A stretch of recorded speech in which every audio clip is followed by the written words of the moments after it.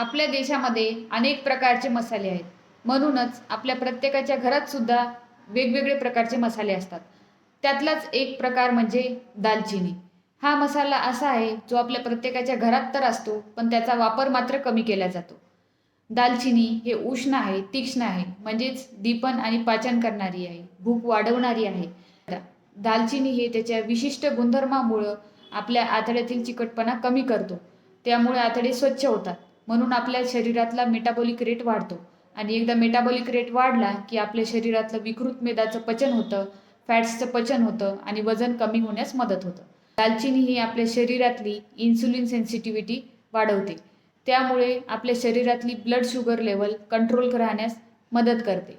दालचिनी हे ज्यांच्या आहारात नियमित असते त्यांना कफज विकार किंवा त्रास कमी होतात.